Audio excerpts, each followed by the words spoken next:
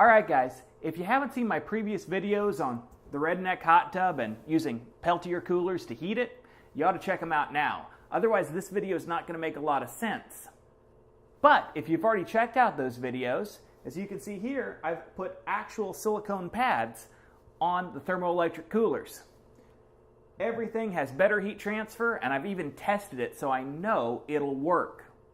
Well, I know it'll transfer the heat without getting hot spots. I don't know if it'll work for heating the hot tub. But that's what you get to see today on Voiding Warranties. At Voiding Warranties, we never let a horrible failure stand in the way of progress. Progress. Alright, so let's cut to the chase. Let's go ahead and get some temperature readings and see what this thing does. Okay. Yeah, it's kind of murky in there, but it is, wow, it's right at 74 degrees. And as I've said in the previous videos, this temperature doesn't matter because I'm not sure exactly what the volume is. So doing the math and finding out the heat transfer on this would be a pain, plus there's a lot of losses to ambient potentially. But this is a known volume of about 5 gallons, so this should be really easy to check. And it's right at 74 degrees. That's perfect. All right. Now let's put some power on this thing, let it run for 15 minutes, and see if we have a temperature change. Alright guys, it's been 15 minutes. Let's see if there's been any change. Alright, this temperature has gone down slightly. That's okay. That's probably just moving the water a little bit. This temperature has gone down about half a degree. Half a degree in 15 minutes for 5 gallons. Well, I'm sure I can do the math, but I really don't want to do it in my head, so you're going to have to wait for it to pop up on the screen right about here. Alright, so the first 15 minutes haven't been very successful. Let's give it another 15 and see if we get better data. It's been a half hour, let's check it again. Okay, 73.6, 0.5, somewhere in that range. Okay. And 73.5. Well, this is not particularly looking good.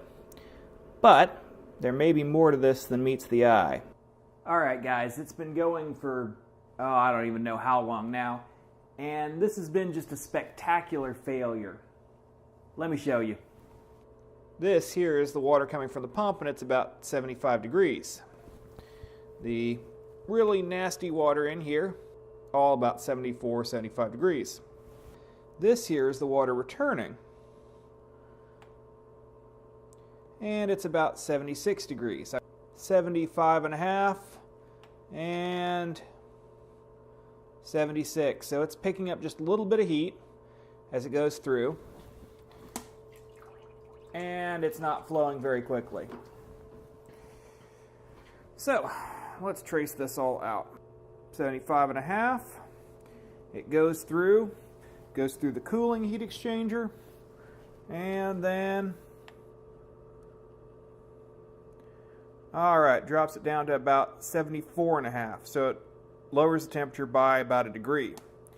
Goes through the water bath, back up to 75, and then it goes through the first heat exchanger, mid-pass here, 75.3, 75.5, somewhere in that range, and then finally out the top heat exchanger, where it comes up, I'm going to get water only, to 76 and change. So it gains about a degree and a half through this. Half a degree comes from the cooling medium, and most of it comes from electrical power, which is the exact opposite of what I wanted to have happen. But I know why. And the reason it's pretty awful is, well, honestly, it's the single loop design. If the Thermoelectric coolers were a little bit more efficient, I might be able to get away with this. But right now, it has to take the hot water from the tub, okay, 75 degree water. It has to cool it down, transfer that heat it up, and then back. So you're losing a lot of the effectiveness just because you're kind of transferring the heat twice to make it all work. If I was to just do 2 loops, one heating and one cooling, then this would actually work a lot better. At least that's what I think. So I'm going to replumb all of this, add a second pump, and see what happens. Alright, I've got the whole thing rigged for maximum complexity. I've got a primary loop, I've got a secondary loop, I've got a heat exchanger separating the two, and some thermoelectric coolers to force that heat transfer. Yeah. Let me show you.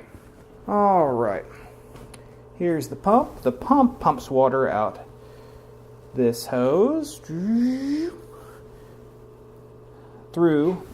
the two outside water blocks and then through this hose back again.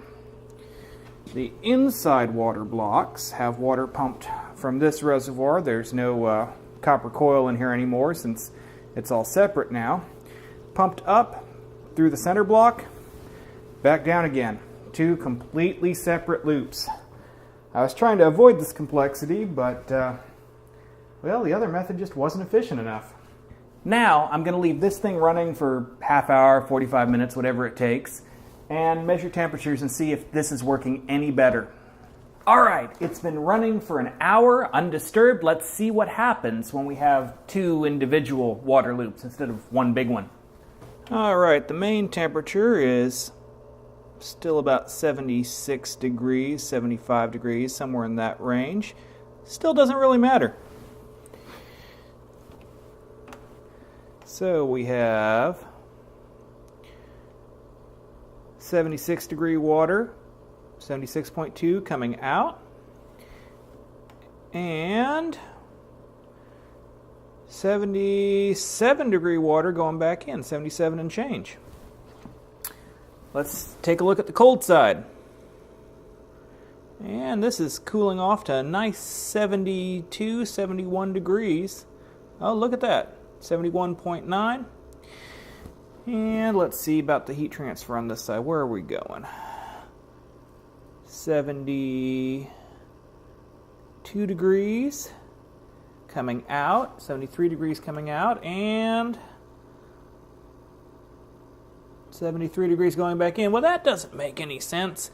Well, it's an IR temperature probe. It only does as well as it does. But we can tell the whole bucket of water is 71.5 degrees, so it actually has gone down significantly. Meanwhile, this has gone up significantly. About now is when I cut to the actual math and how much heat I'm transferring, how efficient these things are. Spoiler alert, not very. I'm actually really disappointed by these results. But if you've liked this episode, click like. If you want to see more like it, click subscribe.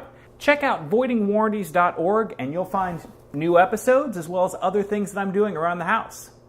And remember, above all, keep on voiding warranties.